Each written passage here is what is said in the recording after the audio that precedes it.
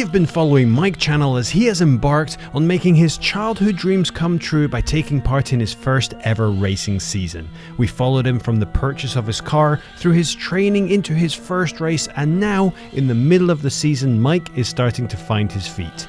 Racing though has a few more surprises for him.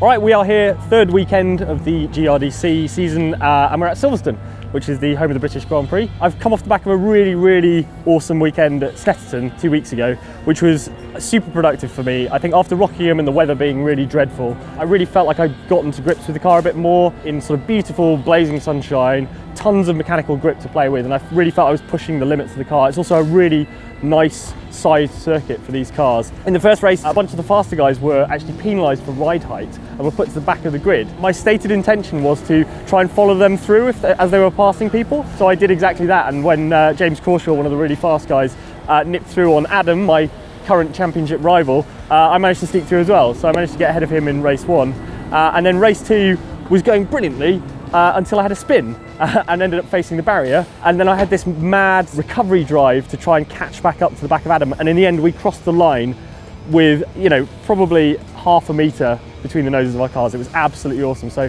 fantastic weekend at Snetterton, really enjoyed it, and now I'm at Silverstone. It's a huge circuit. It's probably slightly too big for these cars and their amount of power, but who's going to complain about coming to Silverstone? Very fast circuit as well, so it's hard on the car. I had a decent qualifying session.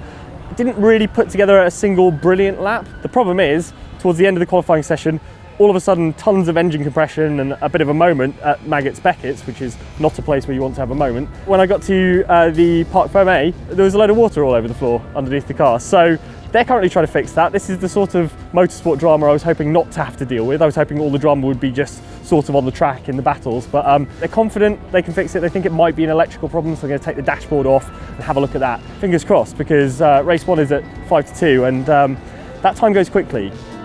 Part of the advantage of taking part in the GRDC is having engineers on hand to diagnose and solve problems on race day. But that doesn't stop it from being a race against time to get the car ready and on the grid. So the car's back together, it's all in one piece. The part that we think failed was an electrical relay, £7 part, so I'm hoping that having paid my £7, I'm going to be okay for the races. Super excited to get out. You know, for me this place is motorsport history, it's Formula 1. I've been a Formula 1 fan for years, and this is Nigel Mansell and Nelson Piquet in 1987, this is Nigel Mansell in 1992, Johnny Herbert in 95, and obviously Lewis Hamilton in 2008, that amazing drive. So really cool to be pounding the same tarmac as legends of the sport. You know, I watched Lewis Hamilton in GP2 in 2006 go 3 wide through Maggots and Beckett's. I'm struggling just to get through it on my own, but it's a super exciting complex of corners, and again, just loaded with so much history. So happy to be another tiny weeny little part of that history today. Just being at Silverstone feels special, but taking part in your first race there is a real thrill. Motorsport though is unforgiving, and Silverstone takes no prisoners.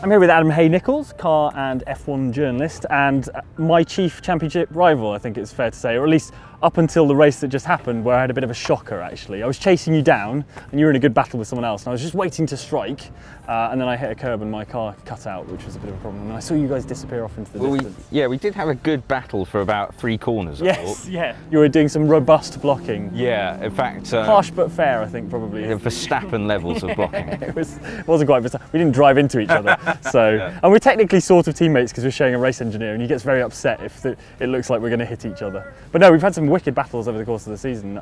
Rockingham, it was 1 apiece between us, and then the same at Snetterton, 1 apiece. But unfortunately, yeah, well, I'm going to have to beat you, and beat you fairly substantially to be back in it. Well, you know, you got another chance in race 2. What's really nice is that, you know, we're both coming at this from it's kind of similar Yeah. thing, you know. I'm media, you're, YouTube. We've got a similar amount of experience, and we're learning at the same similar pace, sort of which is rate. really nice. It was a bit of a shock to me in this series how fast some people are, because I came into it thinking, well, if everybody's a novice, then I should be on the podium. Yeah, might have a good chat at this. And it was a huge wake-up call at Rockingham that wasn't really the case. But we're not that far off. No, we're not that far off, and we're getting much closer. You see the times from this weekend. Longer circuit, should be a bigger time gap. It's much smaller. At Snetterton, we learnt to really become one with the car, and now after that experience, we come here, and this beginning of this race, we were making some bold moves. So everyone's getting more confident. You had a bit of contact. I did have a small amount of contact, but I almost saw that as being like, badge of honour. Rite of passage. All that stuff. Yeah, it's something that I needed to do so that I sort of, could feel it. But as an F1 journo, it must be lovely to be racing at Silverstone, having watched the pros do it. It really is a revelation to be on the other side of the pit wall.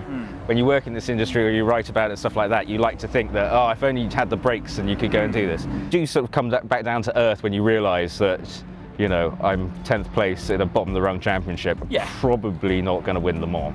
Yes. On the other hand, this is something I want to do for the rest of my life. Absolutely. I mean, even if it's not a championship every year and stuff like that, I want to go and do Goodwood. It's going to be really difficult to let go of this at the end of this season. It's such a nice thing to be part of this sort of travelling circus, and there's such camaraderie between all the guys and stuff.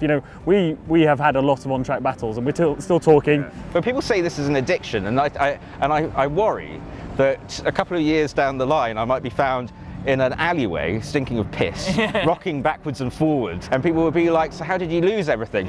Racing, that's how. Race 2 today to look forward to. How are you feeling about it? My mission for the weekend is to finish top 8. If I can do that, that'd be really satisfying. I had an 8th place at Snetterton. It was yeah. So I can highly recommend it. Yeah. Well, good luck with it, and hopefully we won't drive into each other. No, I'm sure we'll be fine. I'm sure we'll be fine.